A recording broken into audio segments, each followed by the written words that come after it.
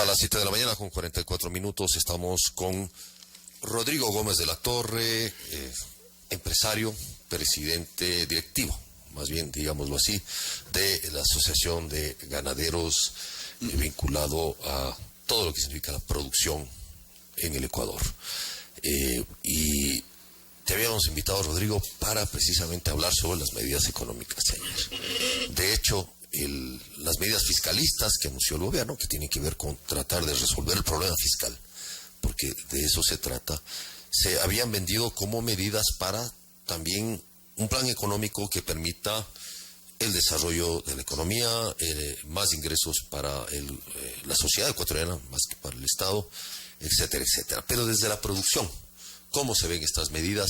Desde las personas que trabajan día a día por generar dinero, que parte de eso va a ir al fisco. Buenos días, bienvenido, Rodrigo. Juan Carlos, muy buenos días a todos los radioescuchas. Bueno, primeramente solidaridad con los familiares de los tres periodistas. Creo que hay un tema todavía que genera más incertidumbres que certezas y confiemos que esto se aclare lo más pronto posible. Con respecto a las medidas económicas, yo creo que hay que puntualizar un detalle. Estos señores que están generando producción, estos señores que generan empresa, pues son los principales generadores de empleo también. Pues. 9 de cada 10 puestos de empleo salen del sector privado, a pesar de lo grande que está el Estado actualmente. Hemos revisado, escuchado al presidente la noche de ayer, nos anuncia muchas medidas, parece que estaríamos en buena intención de arrancar por el camino correcto. ¿Qué es el ya 10 meses más tarde, ya estamos hablando concretamente de un plan de reducción de asesores, eliminación de las empresas públicas. Tenemos 22 empresas públicas, de las cuales me parece que 22 generan pérdidas, pero estamos hablando que al menos 7 van a cerrar.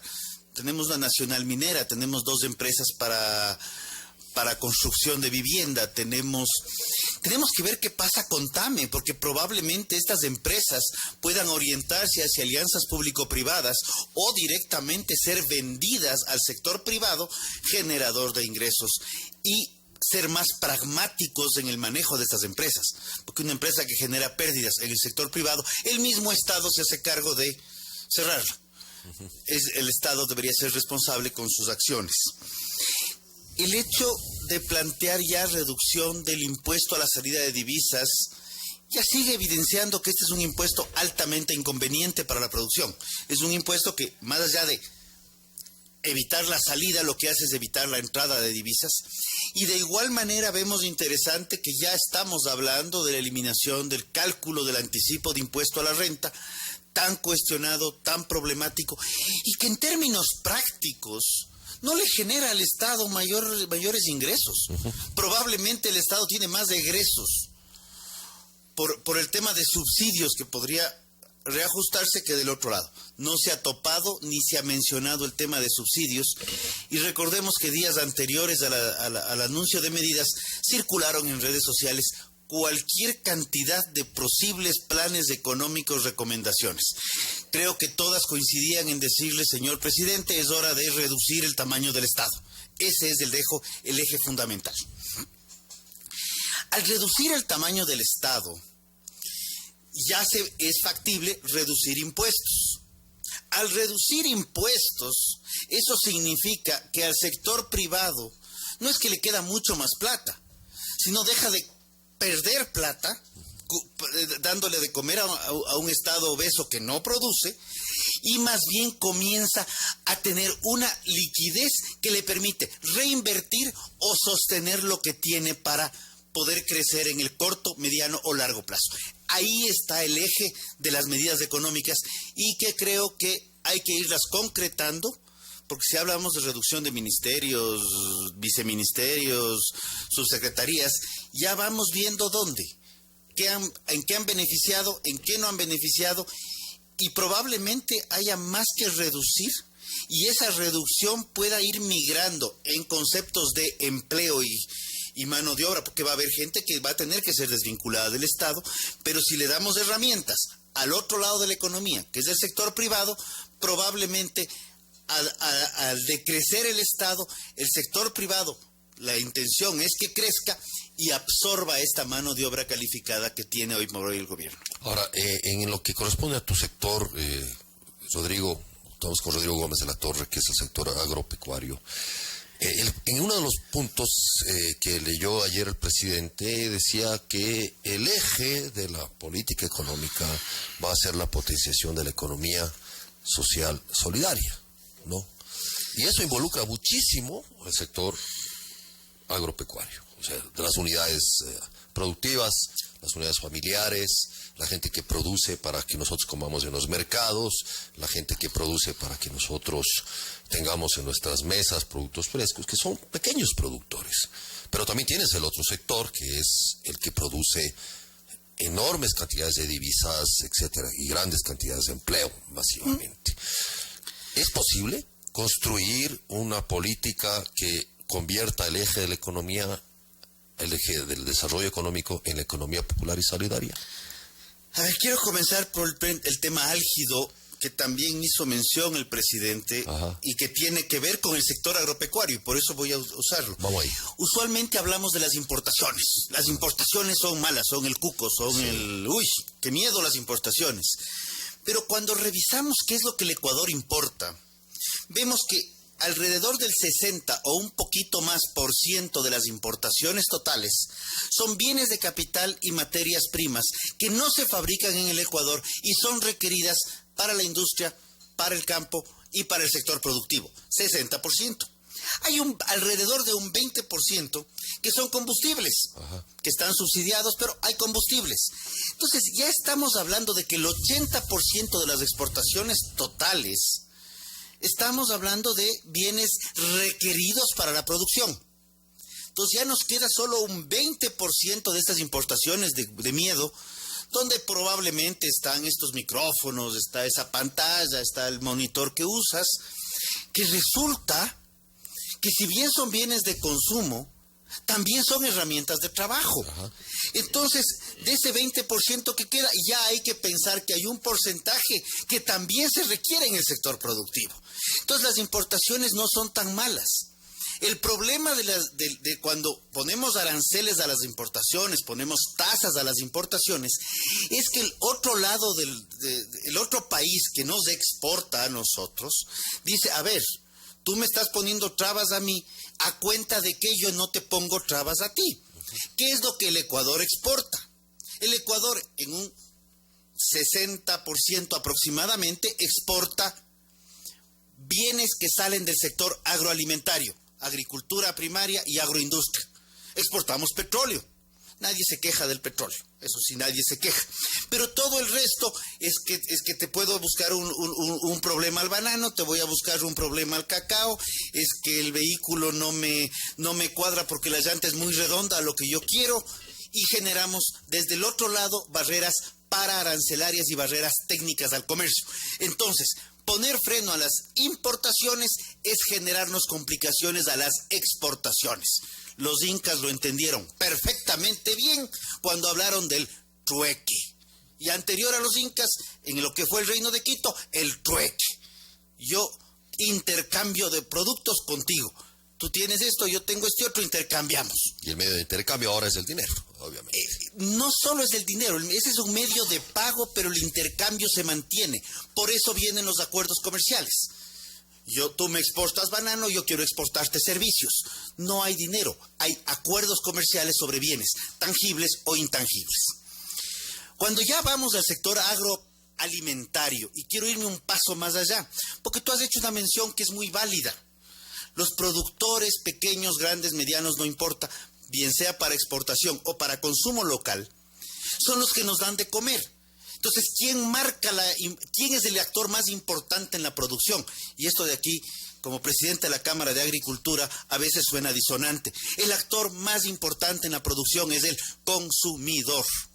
Si decidimos que no vamos a comer lechugas, porque es muy verde, pues, probablemente los productores de lechugas van a tener problemas. ¿Qué pasa con la leche? ¿Qué pasa con el banano? ¿Qué pasa con el arroz? Consumidores es el eje. ¿Por qué tenemos contrabando? Por costos de producción. Es más barato el arroz puede compartir o no compartir, es más barato el arroz peruano, tiene un grano más largo, no se hace soposo en la olla, la ama de casa prefiere ese que el otro. Entonces, quien marca qué arroz compra es la ama de casa, no es el productor que impone. Eso es una realidad a nivel mundial, no es una innovación ni un descubrimiento del Ecuador.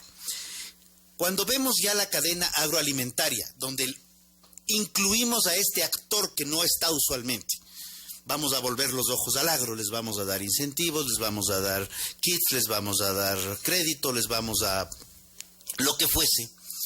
Rara vez incluimos a la industria primero, que es la procesadora de alimentos. Hay muchos alimentos que requieren ser procesados para su consumo, pero prácticamente nunca incluimos a este actor que es el que consume. Estás tomándote un café. Es la razón por la cual hay gente en Nanegalito, en Loja. El Ecuador importa gran cantidad del café. Importamos cerca de 100 millones de dólares anuales en café de Vietnam. Lo procesamos y lo reexportamos. Entonces, esa es la razón por la cual se produce café. No es porque me gusta producir café. Entonces, cuando vemos estos dos ámbitos, vemos dos patas en el sector agroalimentario. El primero, que hay que tomarlo con mucho tino. Primero vemos que el 55% de las exportaciones totales salen del agro. Del sector agroalimentario, un sector más amplio. Al menos el 40% de la población económicamente activa está vinculada al sector agroalimentario. 40%.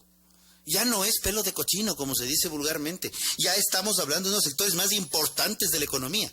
El más importante, porque de todas maneras el resto se divide en varios otros sectores, ¿no? Y cuando lo ponemos en dólares, en exportaciones solamente, hablamos de más de 10.300 millones de dólares. Para contextualizar, 6.900 fue petróleo en el 2017, 10.300 es agroalimentario. Ajá. ¿Ya? Y nos vamos a qué es lo que está sucediendo en el Ecuador. Tenemos un país megadiverso, con una producción agropecuaria maravillosa, grandes productos ancestrales, actuales, con potencial de crecimiento. Pero analizamos bien y encontramos que tenemos un 25% de desnutrición crónica en el Ecuador.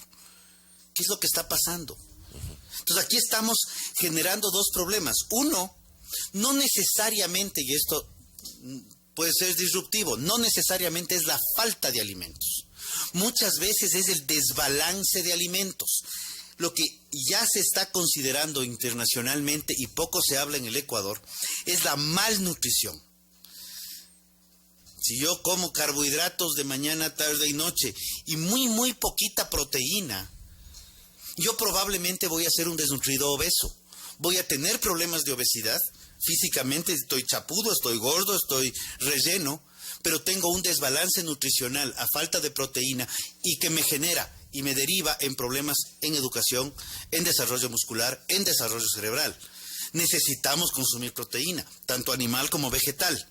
Necesitamos fibra. Correcto, pero eso no tiene que ver también con cómo la industria alimentaria impone consumos.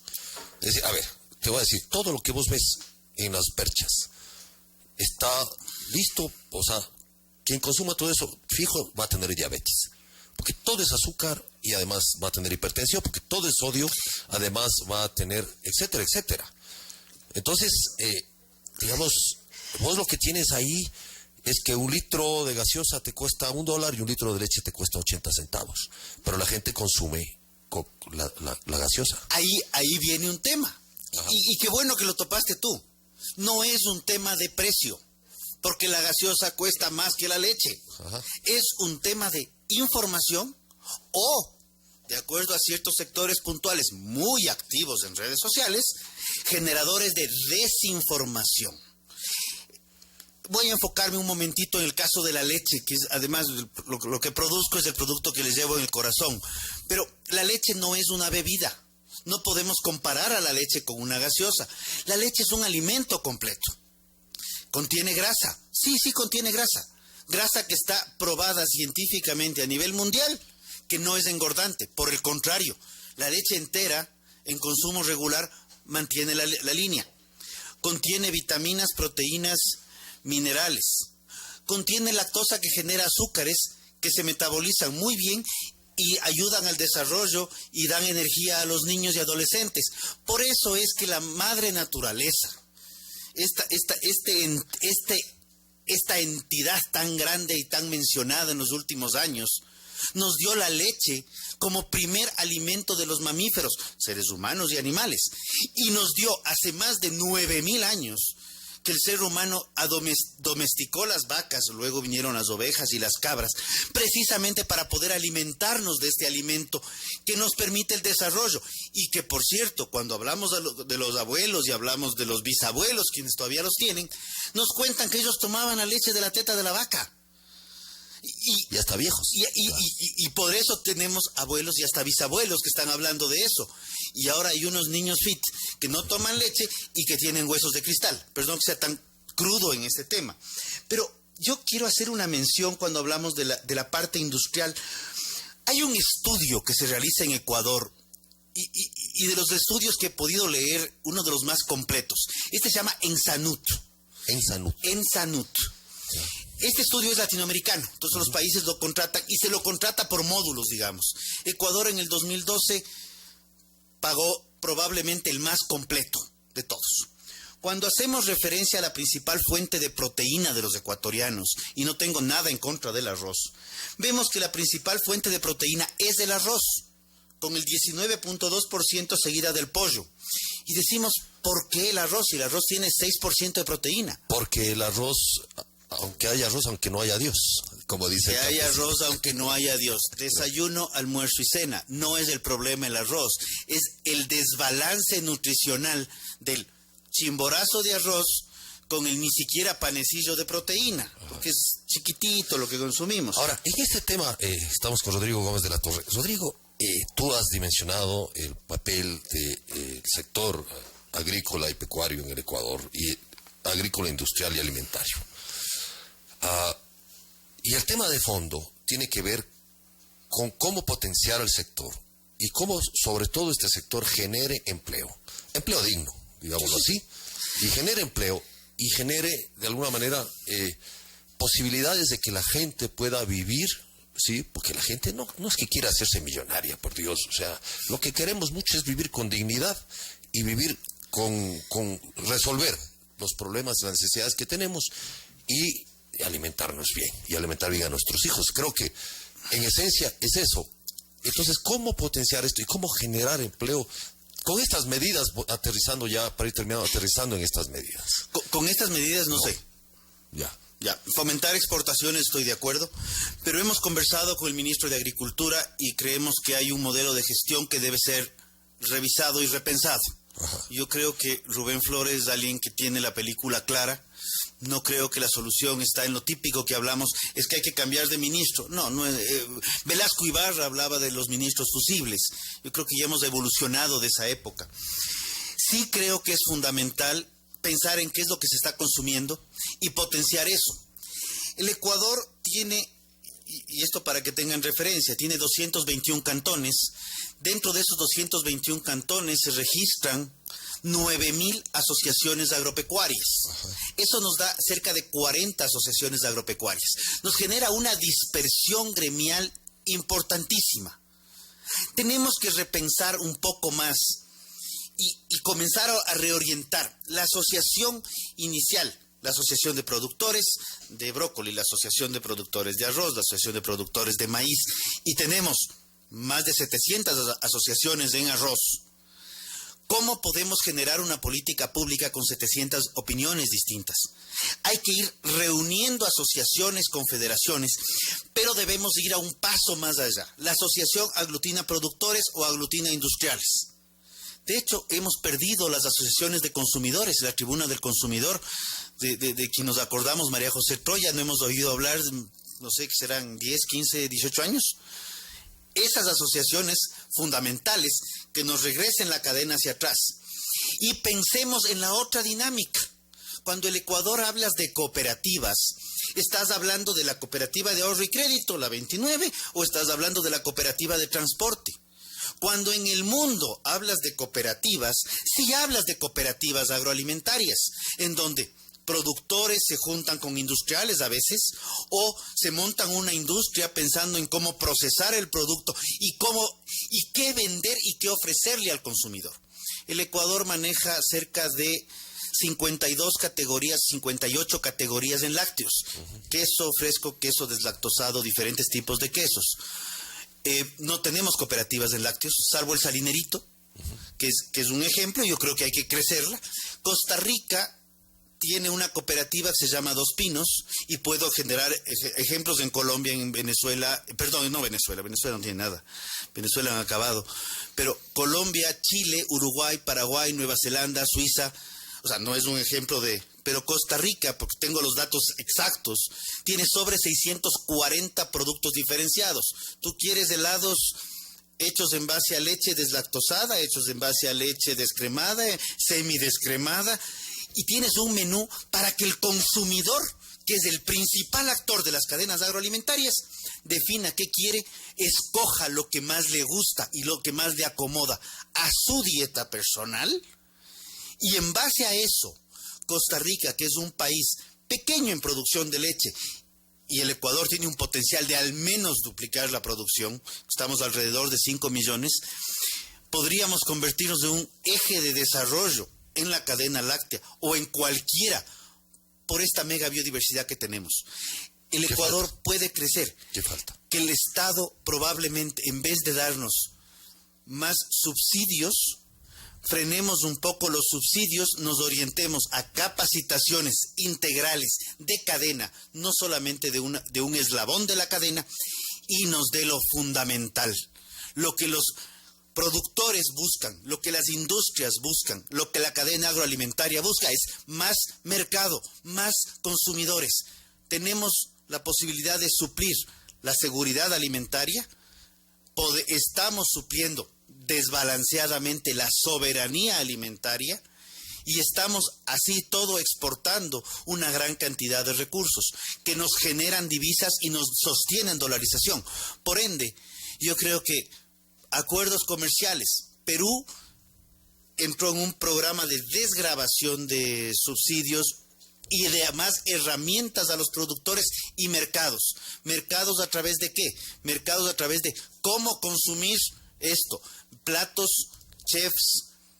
Perú es una de las potencias agroalimentarias en América Latina, constituida en los últimos 20 años nada más, y está compitiendo con Chile, que lleva 60 años en esto. O sea, yo creo que el Ecuador tiene mucho que hacer, tiene un potencial gigantesco para crecer y es fundamental darles a los productores herramientas y mercados. No le tengamos miedo a la competencia crea excelencia y así lo están haciendo los otros países. Los acuerdos comerciales no hay que satanizarlos, hay que negociarlos bien y hay que pensar en que tenemos un producto de altísima calidad que generaría a más mercado, más industrialización, más producción, más ingreso para los productores, más productividad, mejores niveles de vida. Muchas gracias a Rodrigo Gómez de la Torre. Era muy importante que estés aquí desde una visión empresarial porque a veces pensamos que hay que resolver el problema del 30% de la economía, que es el Estado ecuatoriano, y no del 70% de la economía, que somos los que no estamos en rol, básicamente, y los que estamos de alguna manera desde el sector privado tratando de producir para beneficio de todos. Muchas gracias, Rodrigo. Gracias, Juan Carlos. Volvemos luego de un corte.